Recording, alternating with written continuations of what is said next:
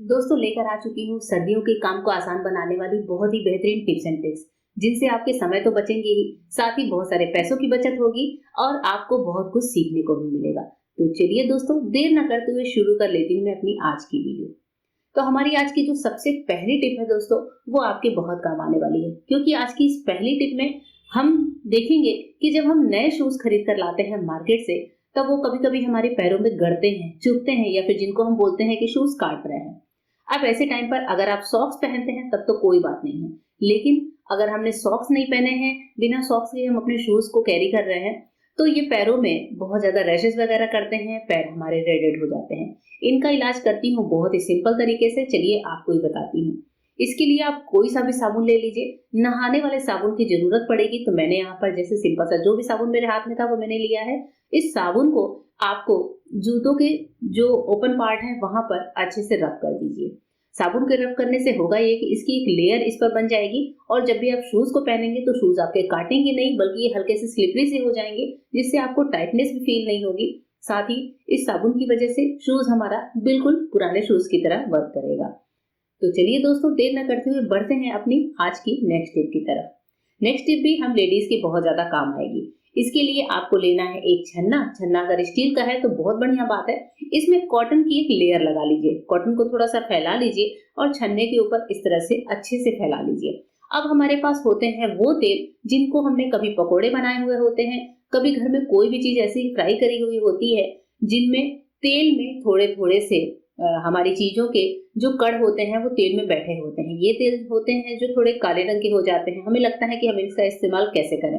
कभी कभी तो होता ये है कि हम इस तेल को, नीचे वाले तेल को फेंक देते हैं, लेकिन अगर इस तरह से छन्ने में कॉटन लगाकर हम इस तेल को छान लें तो हमारी वेस्टेज होने से बच जाएगी, क्योंकि जो ऑयल है इसकी हम सब्जी तो बना ही सकते हैं। दोबारा बहुत ज्यादा गर्म करके फ्राई करने की गलती नहीं करते हैं। मैं भी जैसे फ्राई नहीं करती हूँ, लेकिन हाँ, अगर मैंने एक बार फ्राई किया है, तेल में नीचे कोई चीज जमा हुआ है, तो मैं उसकी सब्जी बनाने में उसका इस्तेमाल कर लेती हूँ।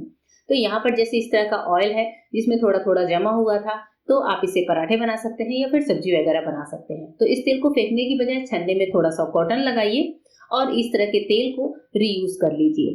तो ये हमारे किचन में छोटी बचत है, लेकिन बाद में बड़ी बचत का भी काम करती है। इस तरीके से हम लेडीज अपने पैसों की वेस्टेज होने से बचा सकते हैं। आइए बढ़ते हैं आज की अपनी नेक्स्ट यूजफुल टिप की तरफ।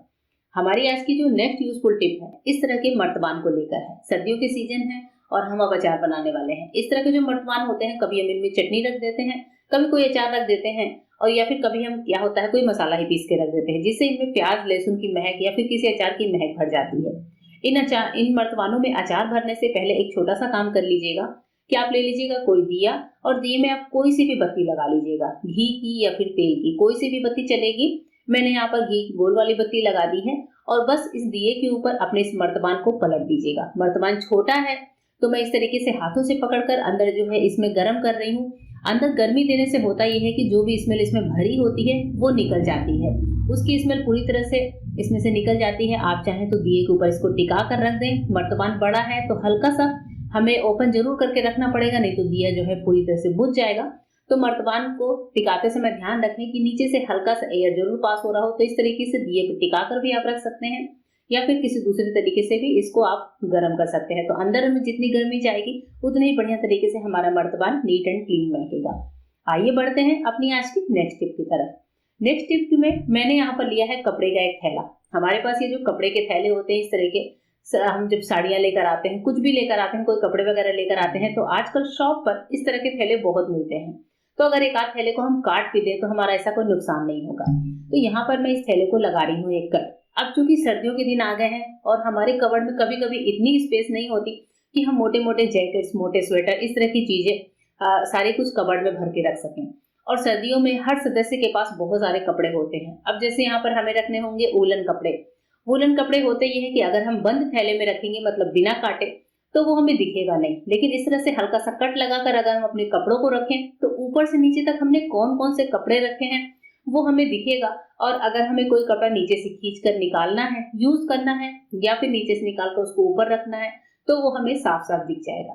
जैसे मैंने यहाँ पर सारे कपड़े रखे हैं, मुझे निकालना है नीचे वाला कपड़ा, तो नीचे वाले कपड़े निकालने के लिए मुझे पूरे कपड़ों को निकालने की जरूरत नहीं पड़ेगी। मैं इस तरीके से खींच कर ही साइड से अपने नीचे वाली ये शॉल निकाल लूंगी और यूज करने के बाद वापस से इसको यहाँ पर रख सकती हूँ। और इस थैले को आप घर में कहीं पर भी किसी कोने में टांग दीजिए, अपनी अलमीरा में भी टांग सकते हैं, किसी भी जगह पर टांग सकते हैं, कमरे में पीछे दरवाजे पे टांग सकते हैं।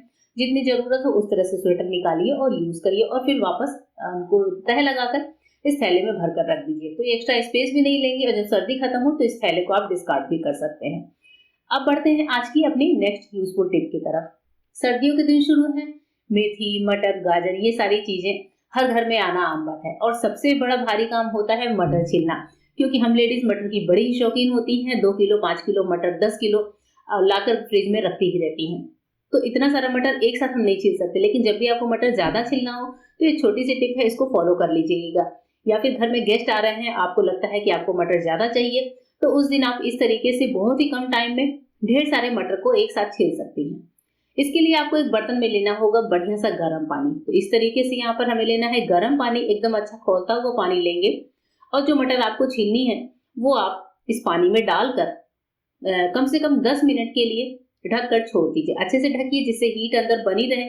10 मिनट के बाद थाली को हटाते हैं और मटर हमारा बहुत अच्छे से क्या होता है, सोख हो चुका होता है, एकदम सॉफ्ट हो चुका होता है। अब इस मटर को आपको पानी से छान लेना है। जो पानी है उसको आप हटा सकते हैं, मटर को छान कर अलग कर लीजिए।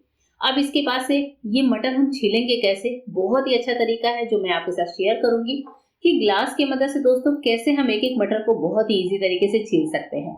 मटर छीलना हो जाएगा बिल्कुल बच्चों का काम। तो चलिए देखते हैं कि मैं मटर को छीलती कैसे हूँ। तो अभी हमारे मटर है, इसके लिए मैंने लिया है एक छोटा सा ग्लास। ग्लास जितना ही छोटा होगा उतना ही काम आपका आसान होगा। इसके बाद से मटर को कहीं पर भी इस तरह से एक एक करके रख लीजिए और मटर को जैसे ही हल्का सा प्रेस करेंगे, हल्का सा दबाव देकर ग्लास को आगे बढ़ाएंगे, तो आप देखेंगे मटर बहुत ही इजी तरीके से छीलकर सारे दाने बाहर निकल के आ रहे हैं।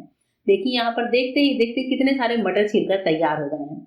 और हाँ, इस टेक्निक में एक और बचत होती है, वो है टाइम की, साथ ही आपके गैस की। अगर आपने मटर इस तरह से हल्के से उबाल देने के बाद छील रहे हैं तो आपको मटर को जो कुकिंग प्रोसेस है वो कम हो जाएगा। बस इन दानों को भरकर टिफिन में फ्रिज में डाल दीजिए, जब जरूरत हो तो इस्तेमाल करिए। यहाँ पर देखिए मैंने कितने सारे मटर एक साथ छीलकर तैयार कर लिए हैं। ये जो छिलके हैं इनको हम हटा देते हैं और मटर के दाने सहेज कर रख सकते हैं। तो इस तरह से जो मटर होगी उसमें कुकिंग का टाइम आपका बच जाएगा और बस छिलकों को हटा दीजिए। देखिए दोस्तों, कम टाइम में ही हमने कितने सारे मटर छील लिए हैं। इस प्रोसेस से आप एक टाइम में ही 2-3 किलो मटर बहुत ईजी तरीके से छील सकते हैं। होप करती हूँ मेरी आज की वीडियो आपको पसंद आई होगी। फिर मिलते हैं मेरे नए वीडियो में, तब तक के लिए गुड बाय। Thank you.